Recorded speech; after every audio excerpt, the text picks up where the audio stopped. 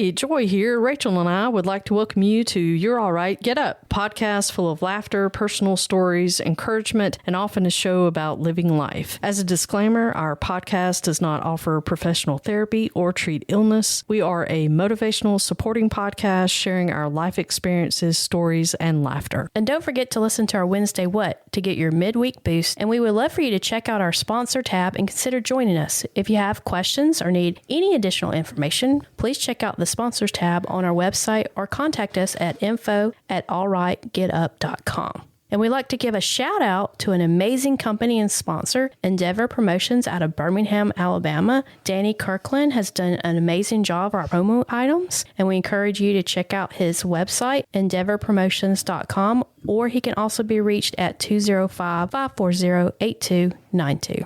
Yeah, he's an amazing guy and an amazing company. They have done a great job. Highly recommended. So guys, moving ahead into season 2, we are super excited to bring you a delightful blend of entertaining tidbits and astonishing updates that we refer to as Weird Wired and Witty Whispers.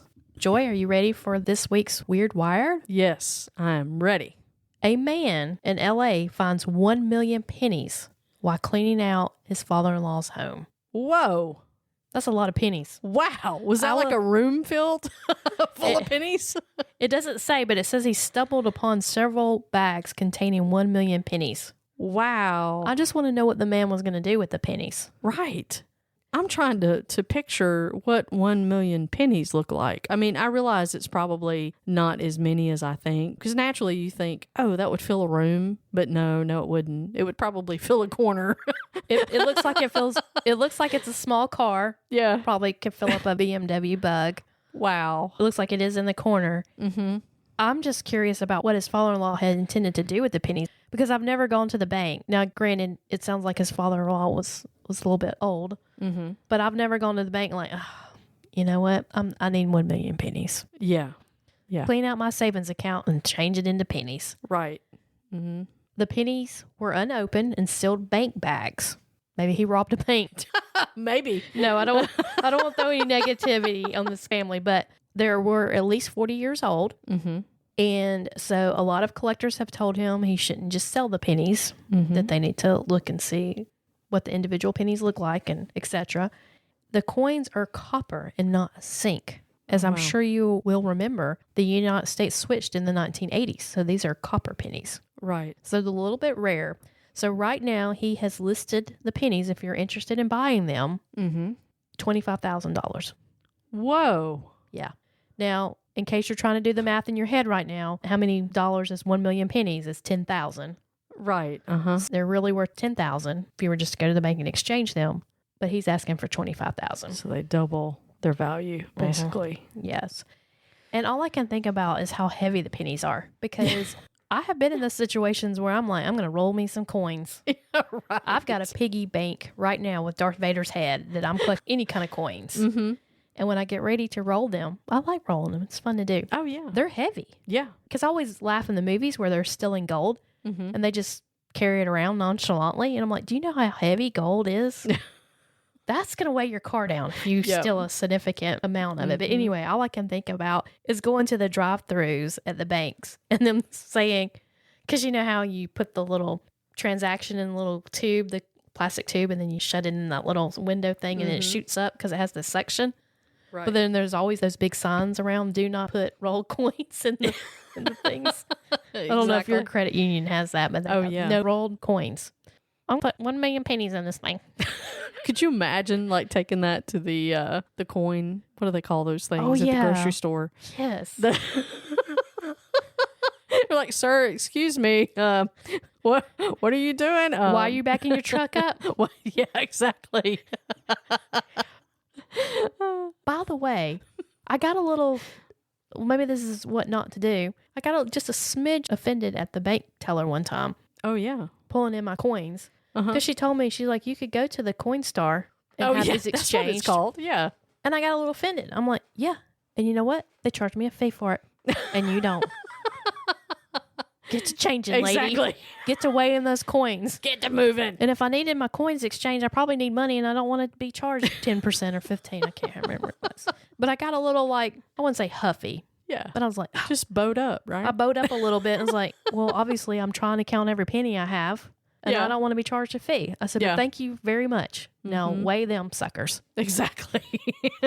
Should be at least $100. Embrace the moment, lady. Come on. Take one for the team. Nice. He also added, the value is uniqueness. Oh. John Reese, who has the coins up for sale. Very interesting. On offer up, in case you're looking for them. All right, people. Get out there. Put your offer in. Like, when you do and you get them, let us know. I'm going to have to tell Brian. I made an offer. He was asking $25,000. Right. I was like, hey, I'll buy them for $20,000. Gosh.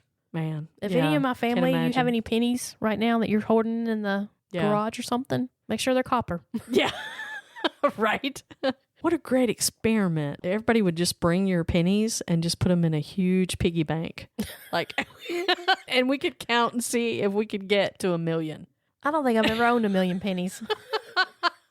No, I think I've probably had maybe, I don't know, probably 100, 200. I was about to say I've had 200 pennies. Probably close to 200. And got excited. Yeah, exactly. Look at pennies. me. Rich. Spare change. Exactly, rich. Nice. All right, so you ready for my story? Oh, I'm ready. I can hardly wait. This is a fishing story, and it has a little bit of a twist.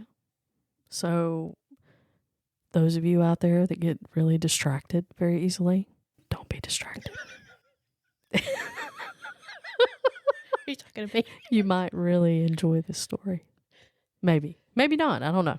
But anyway, we're going to move on. Those of you who know me and my family, you know that my mom has passed. However, when I was younger and we would spend a lot of time together, we used to like to go fishing a whole lot. And when I say a whole lot, we usually went probably once a week, maybe. Oh, wow. Yeah, I mean, so it was very common for us to go 3 or 4 times a month because Mama, her sisters all had lakes, and a lot of her family had some access to lake or creek or something like that. So generally we would go fishing and spend most of the day doing that, and then maybe half a day, and then we'd take the fish inside. We'd cook fish for lunch or whatever the case may be, lunch, dinner, and just enjoy being together and telling stories and talking and just enjoying each other's company.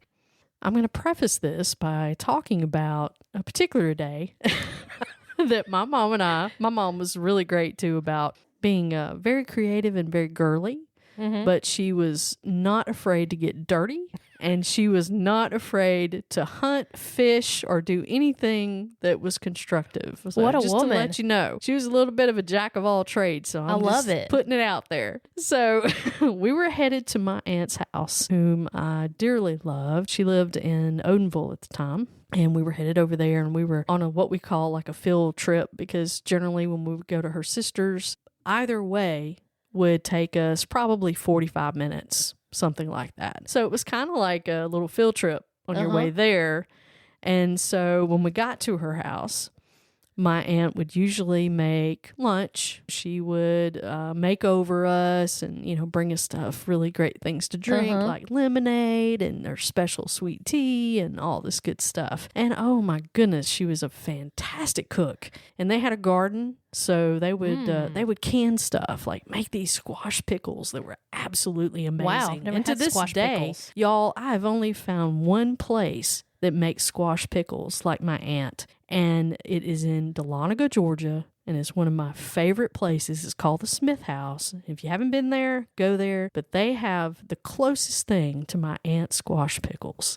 They're Interesting. absolutely amazing. So good. So look it up. So we got there that day, and we were like, okay, we're going to go fishing, because that's just what we do. Mom, she loved her cane pole. Oh. She loved a rod and reel. She was not afraid to use rod and reel. But her go-to was a cane pole. So, when you catch a fish, do you just pull it out? You just pull it out. You start running? Yeah, his is like a bamboo pole. Okay. And those of you that are afraid, yes, please run. Throw your rod down because that's very important. Okay. Okay. But those of you who aren't, you pull your, as soon as you get a bite, you yank it up, pull it out, and immediately take your fish off your hook. Wow. Okay. Catch and release and or find a bucket. So Mama was hilarious. Mom, she loved it. She would use that cane pole and she would get as close to the water as she could, right? Okay. Now, thing about Mama is she loved to go barefoot. And she'd go barefoot all in the house. Just about anywhere that, unless you had to go somewhere that demanded shoes. She loved to be most barefoot. places. So I remember I'm over here with my rod and reel because I love using my rod and reel. And I'm over here just fishing, at my aunt's lake, right? Just kind of throwing, casting, reeling it in. And Mom, she takes her shoes off. She's barefoot. And she walks up to the edge of the lake there. Uh-oh. And she throws her cast in. Okay. And so then about that time, my aunt says, hey, y'all come in and eat. We got something out here. We got sandwiches and stuff. Y'all come on and eat. Okay. All right. So I lay my rod and reel down, just put it on the ground. And she sticks her bamboo right into the edge of the bank. Okay. Because sometimes there's a pipe that a lot of people will put on the edge of the bank. Yeah, and I've you've seen those. Okay. That's where you can put your rod and reel or your cane pole or whatever. That particular day, there was not one there because there's actually one on the other side of my aunt's lake, but she just stuck it in the side of the bank. She was just like, okay, I'm just going to stick it. Yeah. She just like rammed it into the side of the bank. Okay. So here we go. We go off. Go grab our lunch. No, wait, is the lure and whatever, the hook, is it still in the water? Yeah. Okay. Yeah. Yeah, she's fishing while she's eating. I mean, this woman could do it all. I mean, come on. I mean, this is the grandest thing ever, right? I mean, okay. Unmonitored. This is like dirty fishing. I don't know. Oh, dirty fishing. This is like a new thing. No, I'm kidding. I'm teasing. She just left it there. She was like, hey, let's go eat. So we did. We went in and ate. Great meal. And so, y'all, we finish. We come back out and we're like, okay, we're going to go back out and fish some more. Now, she's got catfish and bass mostly in that lake. Okay. Some turtles who are terrible about taking all of your bait and or biting off everything on your line, which I've had that happen a few times. But anyway, we walk out to the lake and Mom says, where's my cane pole? Have y'all seen my cane pole?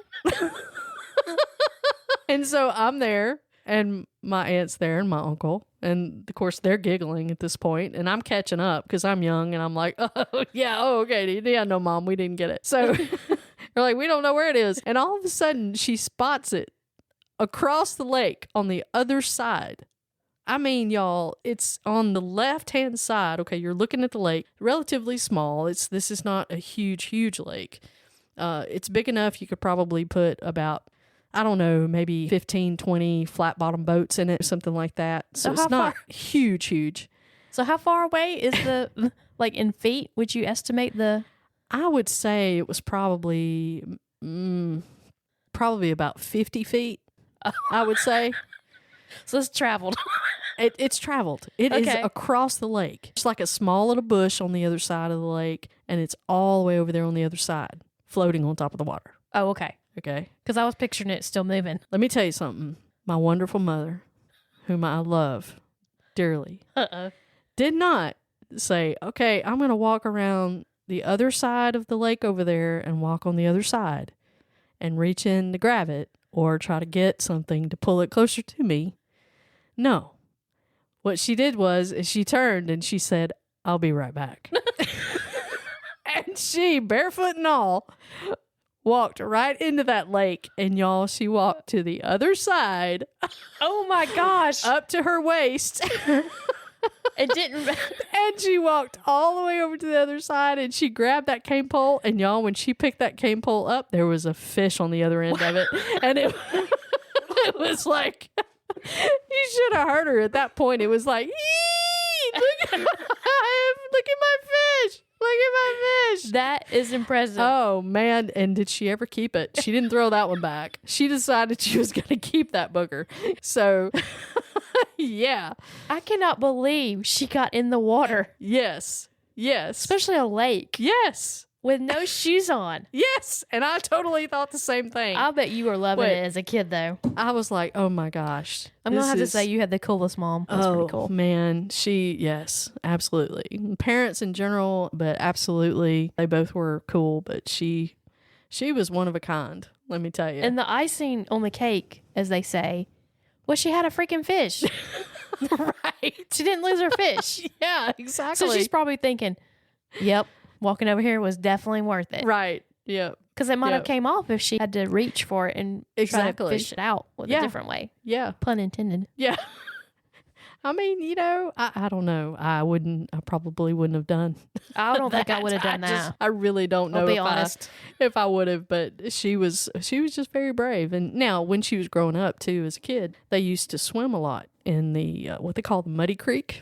And, sounds muddy. Yeah, it was kind of muddy. I've been there a couple of times, not inside I didn't go in the creek, but I went and looked at it and saw it. Was it too muddy for you? It was. And I couldn't imagine. I was like, really? I asked her, I was like, y'all really came down here and went swimming and stuff? She was like, yeah. She was like, our parents and older people would sit out here in chairs and stuff like that down by the creek. Wow. And whenever they saw like a snake or something come by, they'd just say, all right, everybody get out. And then everybody'd get out and they'd go by and they'd go right back in. That'd be the last time I got in there. I'd say, and that part might be edited out. I don't know. But that's the truth. I'm telling the absolute truth.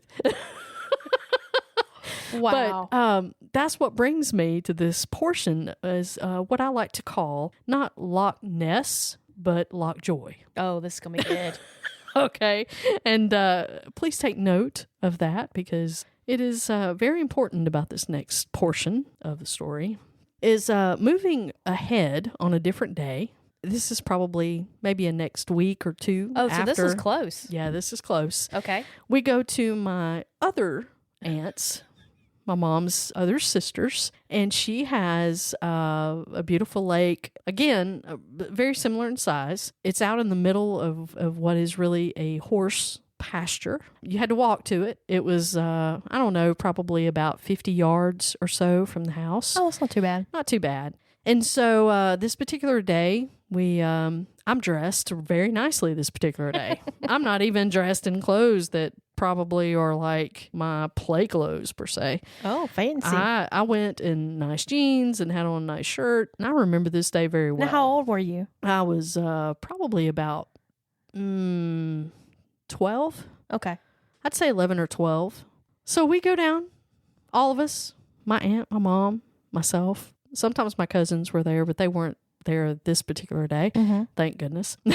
So we get down to the lake and you always find your spot. Everybody's like, somebody's on the other side where all the bushes are and the tree shade is. And then somebody else might be on the other end. And this day I was over by the flat bottom boat where the boat is generally flipped over and sitting there on the edge of the water.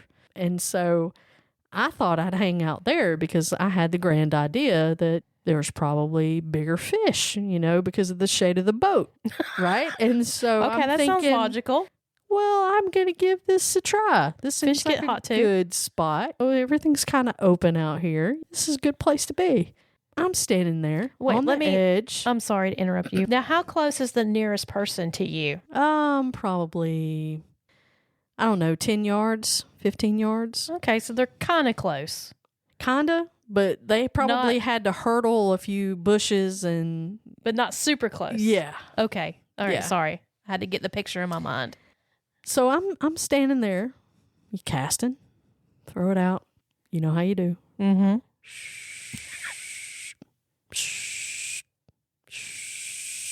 That's my reel. That's very good. And then you throw it out again. This has me on the edge of my seat. And so I'm just minding my own business, pondering life's existence, At 12. Trying to, I'm 12 years old and I'm trying to come up with some great philosophy. In your fancy outfit. In my fancy outfit, yes. Trying to be amazing, even though I'm 12. So anyway, So here I am doing this, and all of a sudden, out of nowhere, y'all, I don't even think I remember what happened. It was that fast. It was so fast that something pulled my line and took off with my line, and I went face first right into the water. And I mean, I started to take lift into the water. Wow. And I was Lockjoy. covered. I lost my rod and I got covered in all of that algae and all of the muck. It's good for your skin. I was covered from head to toe. And all I remember was, I mean, I don't know how long it took. And my mom probably hurdled some bushes.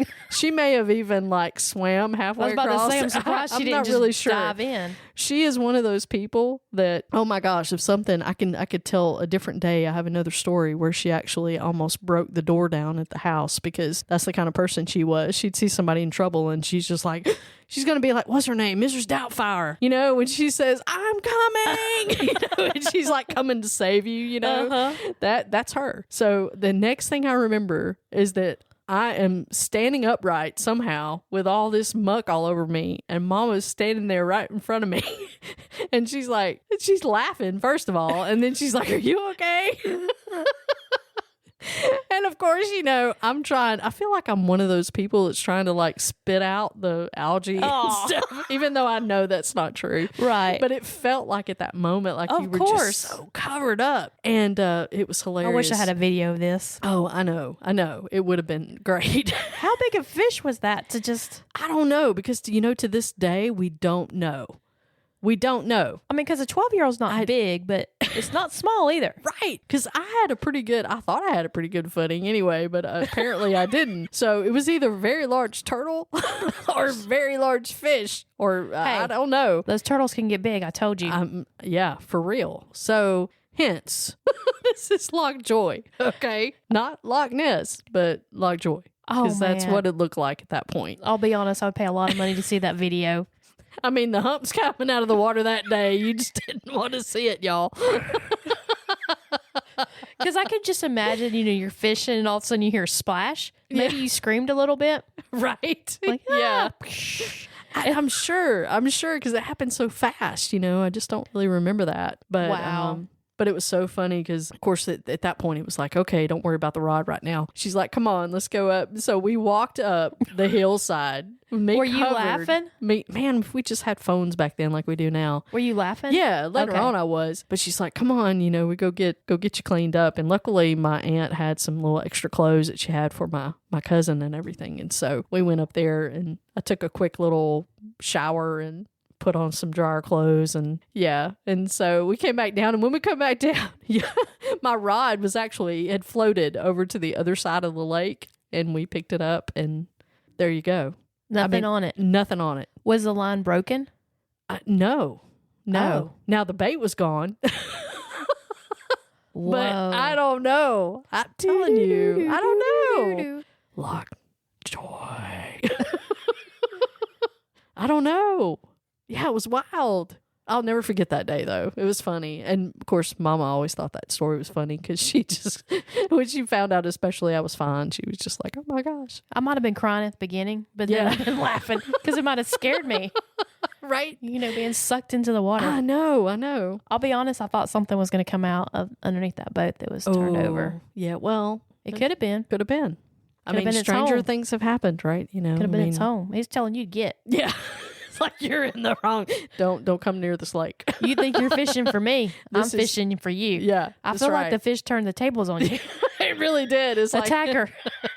Was one too many casts. I didn't like that sound effect you made, and it was like I feel like the fish were like, I feel like somebody let the leader down, like, we're going to get her in the water and get her. Right. And they're like, well, she's a lot taller than I thought she would be. It's like, man, where'd you go, Bob? Couldn't you have waited for just a few more minutes? You know, she was right there. If we'd all attacked her, we'd been all right. Right. Chicken. Oh my gosh. Yeah. So we had some fun times, but that's one I'll never forget. That was amazing. It was wow. funny. So all of you that go fishing, just remember, you're not really sure what kind of Loch Ness, Lockjaw, or Kraken. I'm just saying, you don't know. I feel like you should be like Captain Quint, where he's fishing for Jaws at the beginning. Right. And he has to be buckled down to the chair. Yeah. From now on, that's what I'm going to be telling Brian. I'm like, fasten me down. Yep. Buckle me in. Pour water on my line so it doesn't get hot. Because I'm going to catch me a big one. Right. Or will they catch me? Oh. That's what from now on, every time I'm going fishing, that's what I'm going to think of. Yeah. Are they catching me or am I catching them? Yeah.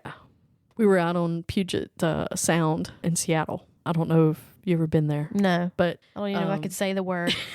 It's amazing body of water out there, but it's where all the really, really large ships come in, to the harbor there. There's a story, because if you take the tour, they have a boat you can get on, and you can take a little tour around the sound, and then they tell you all these different stories about the area and so forth. But one of the cool things is, while we were out there, they were telling us that there actually is Kraken out there, a particular giant octopus that they've never actually really caught major pictures of. I think there's a few online. I've gone out to investigate where people have said, oh, look at the shadow and stuff like that. But kayakers, they will not go out on the sound, because there have been some who've experienced the Kraken actually sort of attacking the kayak. And this is so creepy. Yeah. So when they were telling that story, they were like, this is really true. And it's underneath us. And we were, it kind of freaks you out a little bit, because you're like, wow, you see that water and the way it looks, as you're going across in the boat, and thinking about, it's just an amazing thing. I love sea creatures anyway. And I love the fascination of it. I like sea creatures too, but I like the ones that we've identified. Yeah. Yeah, there's a lot of them that they have not identified, or just recently have, which is wild. So guys, we've talked a good bit about fishing today, and a lot of nasty muck and algae. I wouldn't want to experience that again. But really, there are plenty of times that we can say, I've probably felt like that. And probably have even looked like that at times where, man, this is just not a good day. Where we felt like all of a sudden we were pretty confident. Things were going really well, and, I had it all together. And then all of a sudden, out of nowhere, I lost it. It just kind of fell apart, and I don't even think I look the same, I got to go shower, and now I got to find some clothes. It's kind of one of those challenging afternoons. But anyway, when you get in that spot, many times you got somebody there to help pick you up. And I was fortunate that day that I did. I had a grand woman there to help me out and remind me to laugh at myself, and to, not take that so seriously, not worry about the fact that it happened, but just to remember, hey, I can get up, get cleaned up, tell this great story, and laugh at myself and be better for it. And remember, next time, I might just do things slightly different. That's what growing up really is. That's what maturing is. And I think we all can say, even when we're 12, we can learn those lessons. When we're 30, we can learn those lessons. When we're 50, we can learn those lessons. And when you're 80, you can learn those lessons. Yeah, believe it or not, it doesn't matter how old you are. You're always going to learn those things, and we need to. And you need to give yourself some grace. And remember that it's all right for you to. Don't be hard on yourself. Let yourself grow, let yourself mature, and just appreciate the people around you. Remember, you are stronger than you think. Don't give up. If you feel overwhelmed and you can't do it on your own, reach out to a caring friend, a pastor, or counselor. And if you feel like you've reached rock bottom, the National Suicide and Crisis Lifeline has caring people available 24/7, and they can be reached by dialing or texting 988. Stay true to yourself, embrace the power of kindness, and know you matter. Till next time, friends.